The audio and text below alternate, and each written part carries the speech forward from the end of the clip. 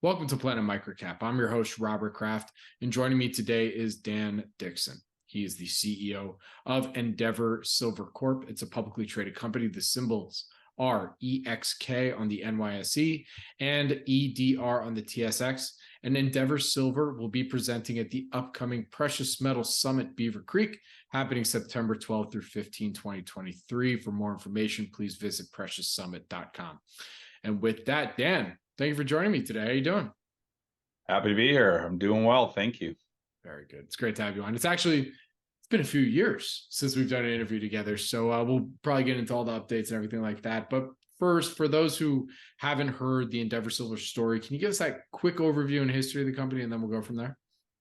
Yeah, we're a Mexican silver mining company. We've been in Mexico now 17 years, maybe 18 years could be this year. And ultimately, we produce silver and gold. And we built our initial mine, the Guanaceví mine, that remains in operation to this day, produces about 6 million silver equivalent ounces.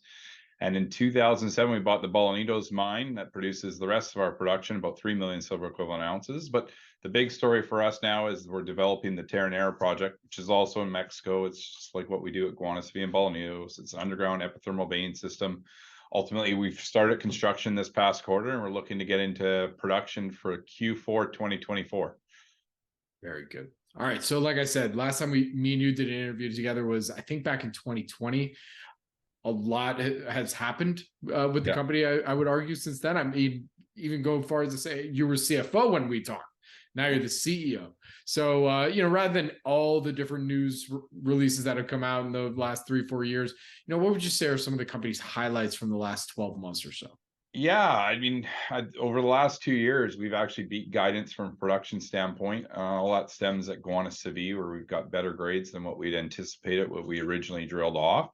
So that's some pretty big items for the year one and year two of my reign as CEO, so to speak, because moving from CFO.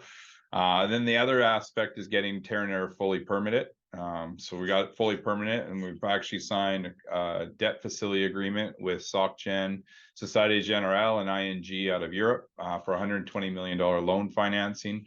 Our balance sheet's been in great shape, so the board made the decision to start the development of Terronera that will effectively almost double our production, but most importantly, cut our cost profile in half. Over the last year, we've seen inflation really hit the mining space and our operators, and our margins have gotten squeezed. What Terronera does for us is it moves us down the cost curve and ultimately in the lowest quartile from a cash cost standpoint, and lowest decile from an all-in sustaining cost standpoint. So we've just, over the last 12 months, just been gearing up for that and making sure we have the team in place to be able to execute.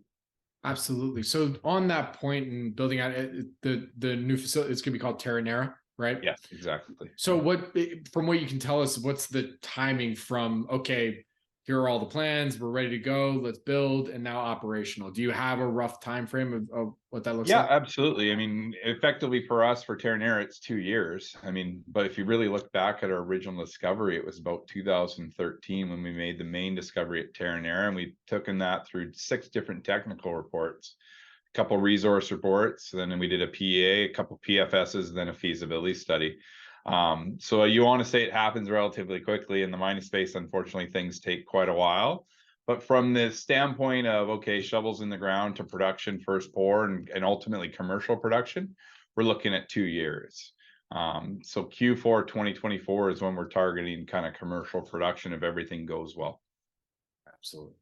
And so with that, from what you can tell us to close us out here today, you just talked about that's probably the main catalyst, if we're being totally honest, for the next 2 years. But is there anything else in terms of growth drivers or value catalysts that you want our audience to better understand with regard to Endeavour? Yeah, one of the first acquisitions we did when I became CEO was the acquisition of the Terronera Project. It's also in Mexico. We've defined 600 million ounces of silver there.